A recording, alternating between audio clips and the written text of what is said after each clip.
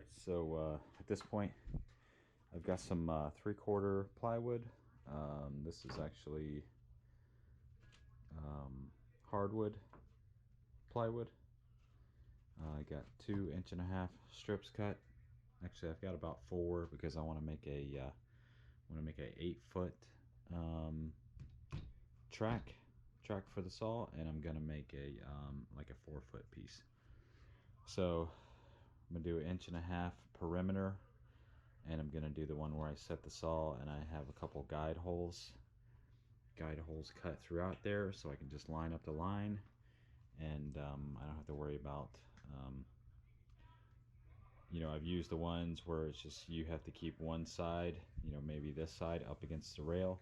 So if you're not careful, you can pull off of the track. So I want to make the one. I saw another gentleman's video that he had one where it was just a perimeter of 1.5 inches, and the saw just sits in the middle. So basically, you just go back and forth. There is no slide out. So what I'm going to do here is this is an 8-foot piece.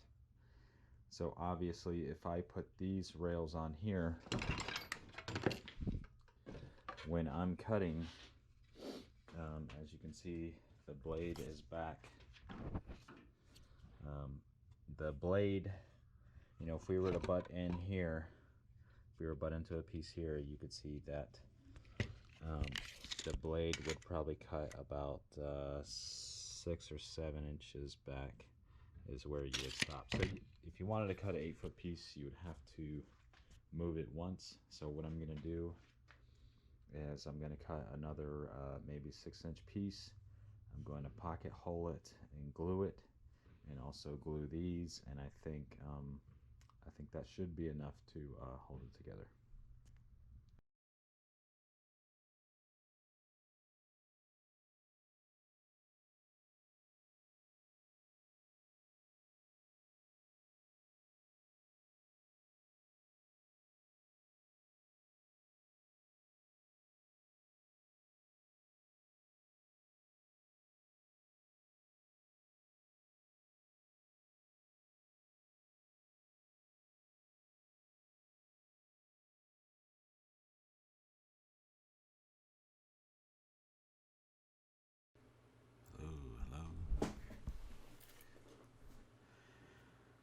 Alright, so at this point I've got the plywood cut. This is 3/4 inch plywood, and just putting some pocket screws and glue to add on to the ends, because this is an 8-foot piece. By the time you put your border on, I think I added on about 7 or 8 inches per side, and that way with the saw in place and with the borders in place, you can rip a full 8-foot sheet, which is what I wanted to do with this one. And also after this one, I make a smaller one for like a crosscut. So for 4-foot capacity, you probably need about 5 foot. And I will say it does help if you have a smaller one, maybe something that you want maybe about 1.5 foot crosscut capacity would be nice. I haven't built one yet, but I have noticed that sometimes I do need one that is not as big as 4 foot, and like maybe a 2-footer or something smaller would be nice. So for the assembly, it's just 16 gauge nails and plenty of glue, and just kind of holding it together. No clamps apparently. Just kind of 16 gauge is pretty heavy, so that was enough to get it done. So as I'm putting this thing together, I do have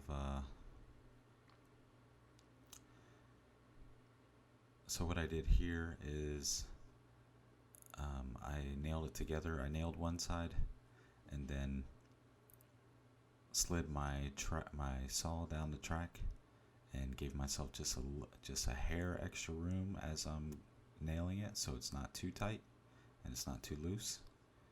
and after trying it out a couple times, everything was pretty good. If you find that yours is too tight, you could try some wax on it to help the saw glide. Before you cut a saw cut in it, give yourself some sight holes. So these are, I don't know, I think it was like a 1 inch, 1 1/4 Forstner bit. Just gives you a nice clean hole. And then as you can see here, cut your blade cut in it after, so that way you can drill your holes effectively. The hole locations are important. So what I suggest you do is mark a plywood and pop a line on it, and then get that measurement to where you normally mark your plywood. You know, some people might mark it directly on the edge, or some people, like me, I kind of mark mine about an inch, 1.5 from the edge. And that way, if you were to take a measurement of that, you're going to want your sight holes to be right where you normally mark that plywood. And so that way, every time you mark plywood, you'll have the sight holes right there. And worst case scenario, you have to actually look through to your notch that you cut for your blade and line up your lines like that. I do that sometimes when the sight holes are not working.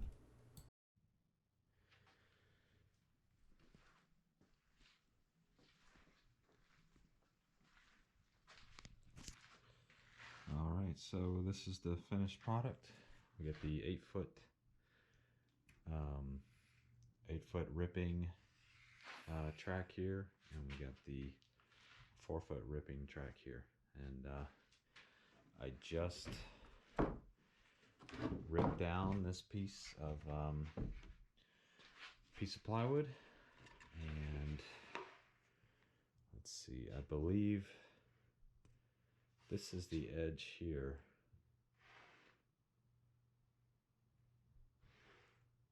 Let me see, let me double check. Yep, I believe this is the side here. And you know, I've put my eye down pieces that I put through the table saw, and I realize it's probably my fault for not being able to use the table saw better. But this is as straight a cut as I've seen ever on a piece of plywood. So I would say I'm very happy with the results, and I'm gonna look forward to using this on the kitchen island that I'm about to build. So stay tuned for that. Hey guys, thanks for watching. Don't forget to like and subscribe to stay up to date for new videos. Also, we have a link down in the description for cool merchandise and t-shirts, as well as a Patreon page if you'd like to help support the channel. Thanks for watching, and see you around. Hey guys, if you're interested in anything Tesla and Bitcoin related, please check out my other channel here, Tesla, Bitcoin, and the Future. Link in the description.